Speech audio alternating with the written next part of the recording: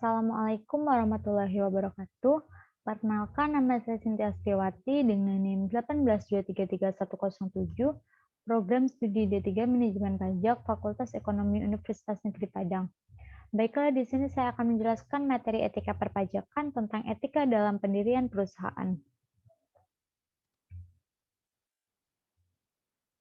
Dalam pendirian perusahaan, kita harus memiliki etika agar menjamin kepercayaan dan loyalitas dari semua unsur yang berpengaruh pada perusahaan dan juga sangat menentukan maju atau mundurnya suatu perusahaan dan juga untuk mempertahankan loyalitas pemilik kepentingan.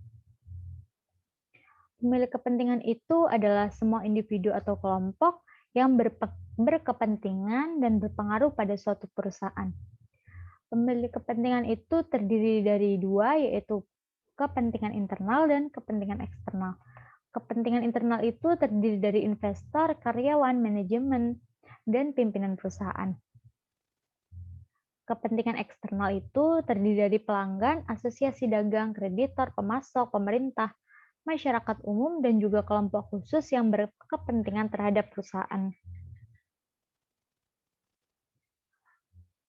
Loyalitas pemilik kepentingan sangat tergantung pada kepuasan yang mereka peroleh karena loyalitas kepentingan itu dapat mendorong diferensiasi.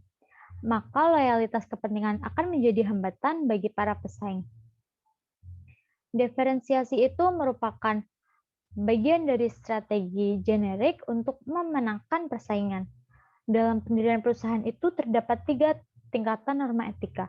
Yang pertama, hukum. Hukum itu berlaku bagi masyarakat secara umum yang mengatur perbuatan yang boleh dilakukan atau tidak boleh dilakukan. Jadi hukum itu hanya mengatur standar perilaku umum saja. Yang kedua, kebijakan dan prosedur perusahaan. Kebijakan dan prosedur perusahaan itu memberikan arahan dalam pengambilan keputusan. Para karyawan akan bekerja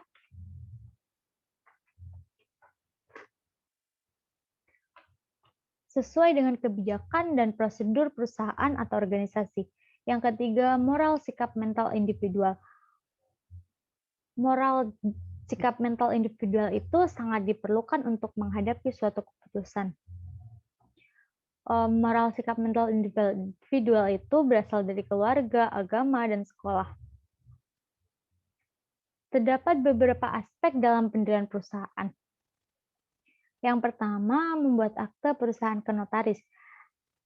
Perusahaan itu sangat diterima oleh khalayak banyak apabila dia mempunyai akte perusahaan, dan akte perusahaan itu dibuat kepada notaris yang berkompetensi.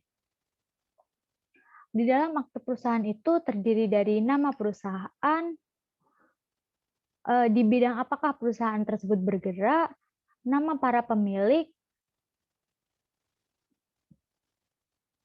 modal, pengurus perusahaan juga yang di dalam pengurus tersebut terdapat siapa direktur utamanya, siapa direkturnya, dan juga para komisarisnya. Yang kedua, mendapatkan surat keterangan domisili usaha. Surat keterangan domisili usaha itu dibuat di kantor kelurahan atau desa tempat domisili usaha tersebut. Yang ketiga, mengurus NPWP perusahaan. NPWP perusahaan tersebut diurus ke KPP agar dalam perpajakannya dia sudah mencantumkan NPWP-nya. Untuk memperoleh NPWP tersebut, dia harus mencantumkan salinan akte perusahaan dan juga surat keterangan domisili. Selanjutnya, mendapatkan surat keputusan pendirian perusahaan dari Departemen Hukum dan HAM. Surat keputusan ini biasanya diurus oleh notaris dengan menyerahkan salinan akte perusahaan, surat keterangan domisili, dan juga NPWP. Selanjutnya, mengurus surat izin usaha perdagangan.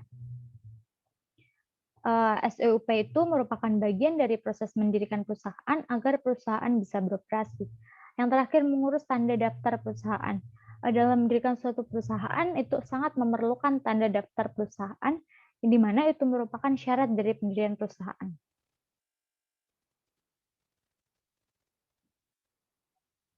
Etika dalam prosedur pendirian perusahaan. Di sini terdapat 4 tahapan dalam pendirian perusahaan.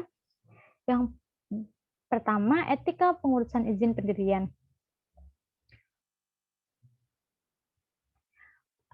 Pengurusan izin ini sangat berpengaruh demi kemajuan dan pengakuan atas perusahaan yang bersangkutan.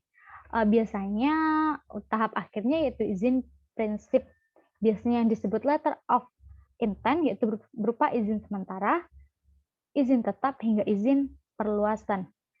Yang kedua, tahapan pengesahan menjadi badan hukum. Usaha itu sebaiknya berbadan hukum berdasarkan KUHD hingga UU PMA, di mana apabila perusahaan tersebut berbadan hukum, maka dia akan diterima oleh khalayak banyak. Jelas perusahaannya itu seperti apa.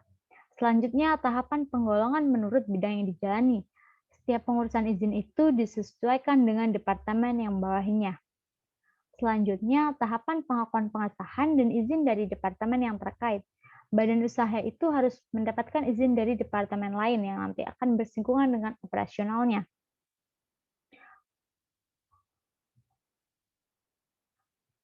Misalnya pada Departemen Perdagangan mengeluarkan izin pendirian industri pembuatan obat berupa SIUP, maka sebagai kelanjutannya kegiatan ini harus mendapatkan sertifikasi dari BPOM, izin gangguan atau HD, dan Dinas Perizinan.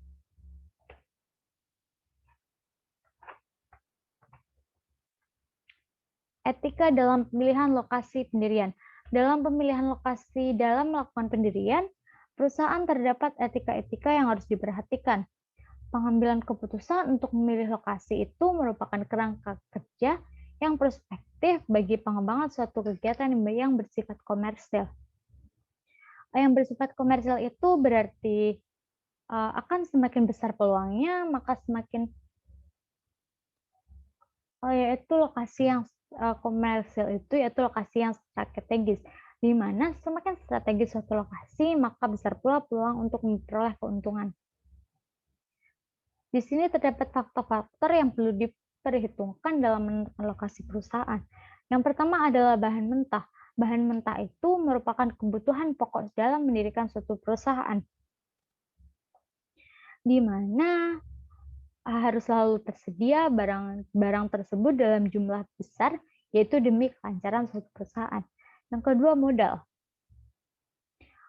Modal itu untuk kelancaran produksi, baik dalam pengadaan barang mentah, upah kerja, dan juga biaya produksi lainnya. Yang ketiga, tenaga kerja. Tenaga kerja itu sangat diperlukan dalam perusahaan, di mana tenaga kerja itu merupakan tulang punggung kelancaran produksi, baik jumlah maupun keahliannya. Yang keempat, sumber energi. Dalam kegiatan industri itu memerlukan sumber energi, yaitu berupa listrik, BBM, dan juga gas. Selanjutnya, transportasi dan komunikasi. Lokasi kegiatan industri itu harus dekat dengan prasarana dan juga sarana angkutan untuk perhubungan dan juga komunikasi untuk memudahkan pengangkutan hasil industri. Selanjutnya, peraturan. Peraturan tersebut dalam menentukan lokasi tersebut harus berdasarkan perundang-undangan untuk menjamin kepastian berusaha dan juga kelangsungan industri. Yang selanjutnya, lingkungan. Faktor lingkungan itu juga sangat penting, di mana faktor lingkungan yang kurang kondusif itu akan menghambat kegiatan industri. Dan juga jadi pada menentukan lokasi itu faktor lingkungan harus kondusif. Terakhir, iklim dan sumber air. Menentukan kegiatan industri itu artinya keadaan iklim dan ketersediaan sumber air jangan sampai menjadi hambatan untuk kegiatan produksi.